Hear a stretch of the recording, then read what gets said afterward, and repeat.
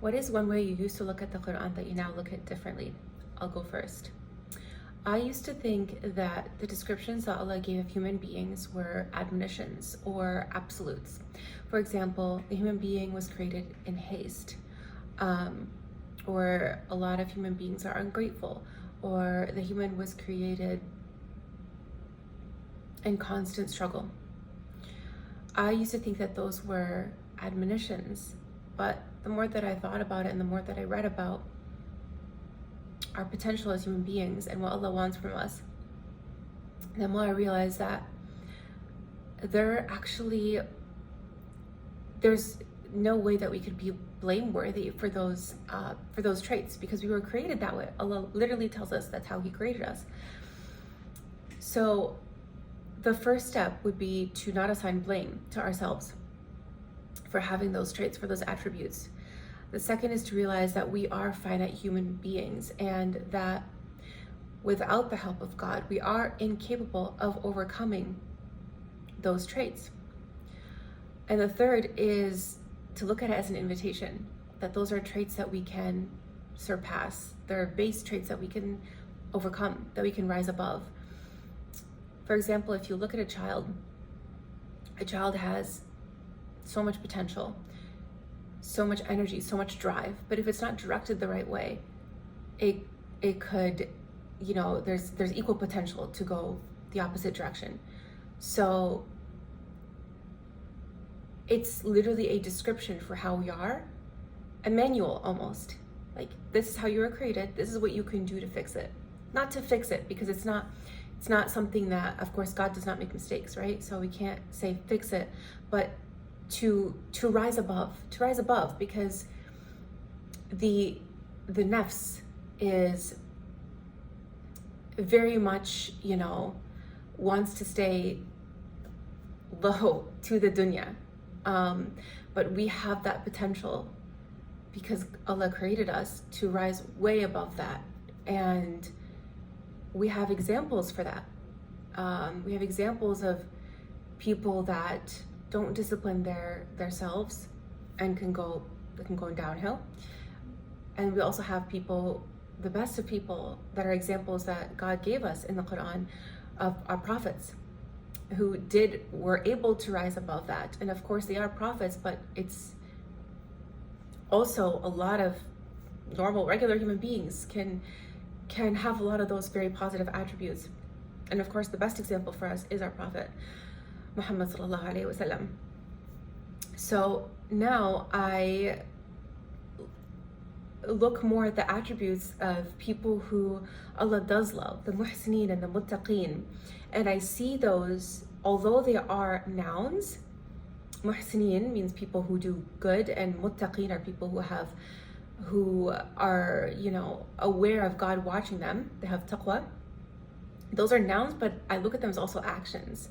So these are actions that you can take in order to become that kind of person.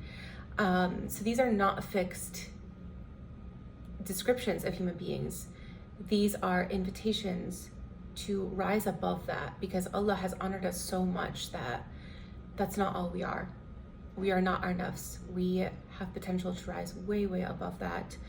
And to look at those prophets as an example. And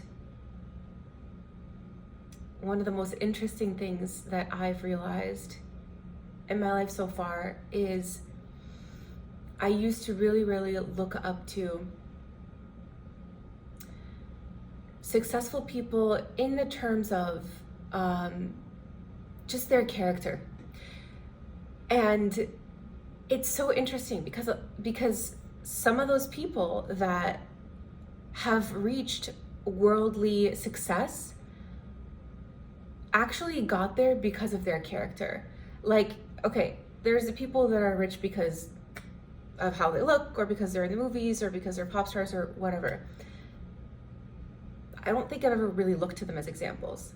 I've really looked more at people that have overcome adversity and that have just perfected their character, and as a result, all that stuff came to them. And it's literally what Islam has always taught us, that if you perfect your character, if you almost like let go of the need for fame and the need for wealth and the need for all these like worldly material things, and you focus on character and you focus on just being a better human being, those things come to you anyway. And the majority of those people that I would admire are not Muslim, but yet they did it the right way. You know, they're just missing that key ingredient, which is like attributing it to God. And who knows, maybe they do attribute it to God. Maybe they are Muslim and we just don't know.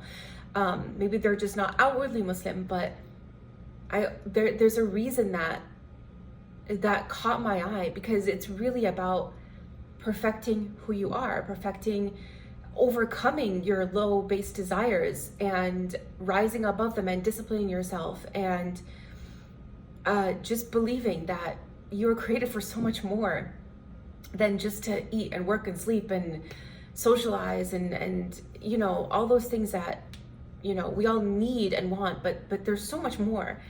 And so yeah, we have examples. People have done it. So it's not an admonition. These are not blameworthy things. These are descriptions of how human beings can be, but they're also invitations to rise above them, because Allah has honored us so much more. He's like, you're way better than this. Like, you can do better.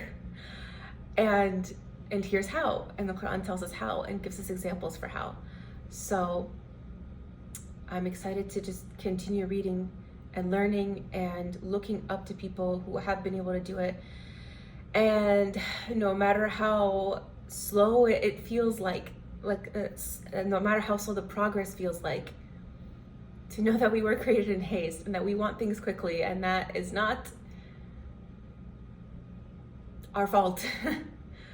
And to just keep going, because if you just keep going with consistency, you will get there.